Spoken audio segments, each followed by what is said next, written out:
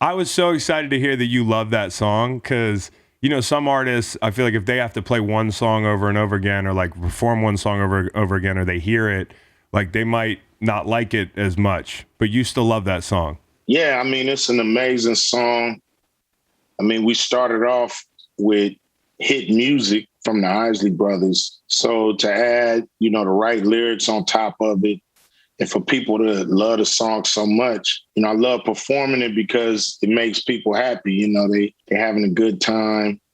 It is a good day. You know, they get a chance to see the homie Cube up there. So, you know, it's really a perfect song, you know, especially for artists like myself who, you know, made a living on hardcore music and just letting people know that, you know, there's two sides to every coin. There's two sides to most people and there's two sides to life, you know? So, you know, it's just a good song, a perfect song.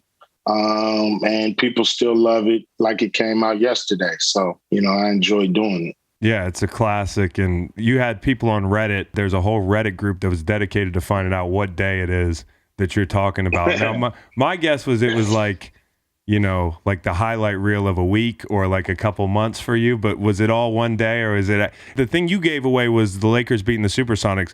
I mean, that happens probably pretty often back in that time period, but there's only a few games on the schedule.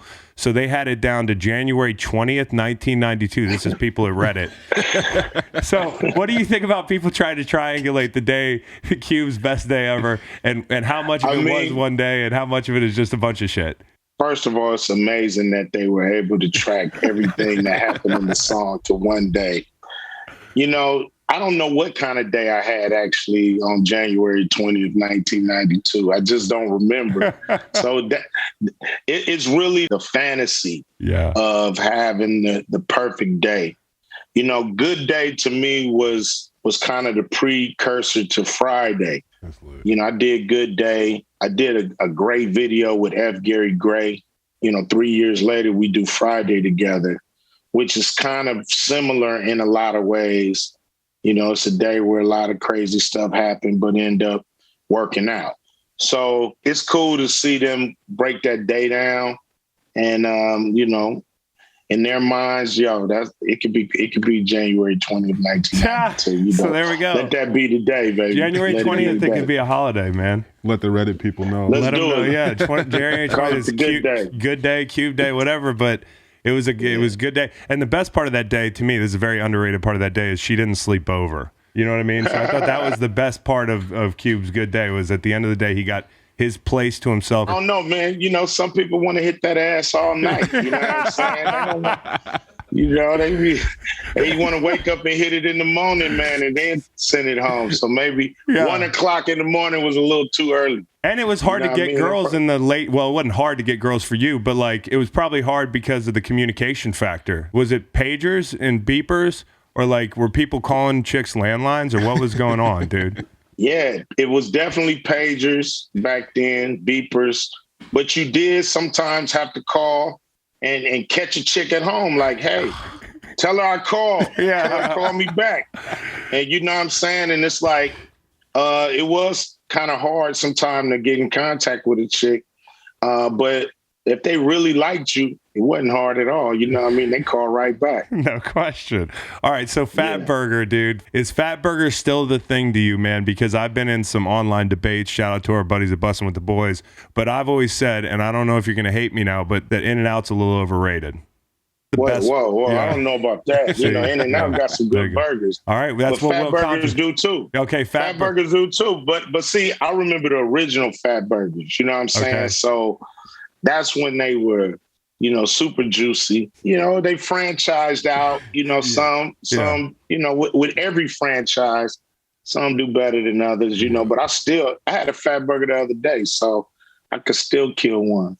That's really cool. You said that this was kind of like you showing the flip side of the coin, because so much of your early music was like really fucking true and powerful and raw. You were saying things that were probably, I mean, they were true, but they were probably stressful to fucking put out an album, you know, talking about police and stuff and all that stuff. Like, how much do you think that talking about some of the things you talked about early on affected your like day to day? Just like, interactions you had, wondering if, hey, this person's heard your music or what they think about what you had to say, or, you know, like a little bit more paranoia with police or that sort of thing? Not one bit. Yeah. Not one bit. To me, you know, doing music, especially, you know, putting out different albums in different times, I look at them as time capsules, you know, where you can capture the moment, capture the feeling, capture the culture, and you put them out, and you know, people can buy them, they can not.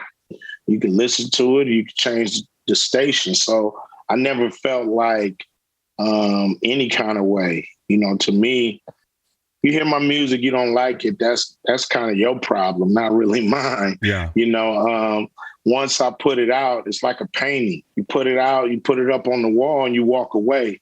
And people will come and they'll look at it and they'll like it or love it or hate it, you know, and that's their issue.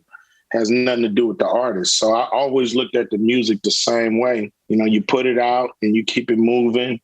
People like it, love it or hate it. And that's their issue, not mine. Yeah, you took more risks than some people. I mean, so the shit you said was realer and rawer than a lot of people at the time, though. That's, you know, why I wonder, you know, and I think that's what makes you and guys like you special, because you just put it on the wall. You know what I mean? Just put it on the wall and walk away. You know, I'm still doing raw, hardcore shit. You know what I'm saying? It's just a different time in my career. But at the end of the day, that's what hip hop is about to me. That's what being an MC is about.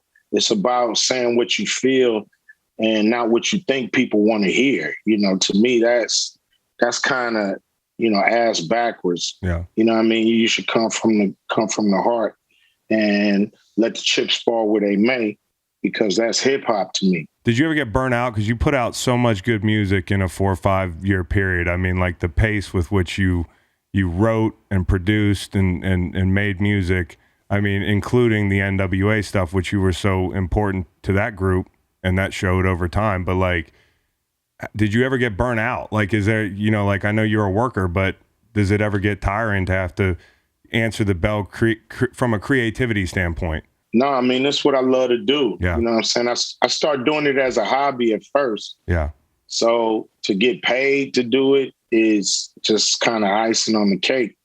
I love to create, and, you know, but I did get to a point in my career where I was trying to do too much, you know, like leaving a movie set and going straight to the studio, working in the studio all night, then going back to the movie set. You know, something when you work like that, something suffers. Yeah. So I learned to, you know, when I'm working on music, don't talk to me about movies, you know, and when I'm working on movies, don't talk to me about music. You know, I just stay focused on the job at hand, the task at hand, and things come out better doing it that way instead of trying to, you know, do everything at the same time. Yeah, I mean, like people with a high work capacity, one of the hardest things is saying no. Like, because, yeah, I want to do all this shit. But like, there's 24 hours in a day. Yeah, especially when it's creative, when it's innovative, when it's something new that people haven't, you know, are not hip to yet, you know, and you want to hip them to it. You want to, you know, jump in there when somebody brings something and say, yo, this the new shit. This, you know, let's try it from this angle. You know, I want to jump in there and do it, you know. So you do have to pace yourself and make sure that you're doing great work and not just good work.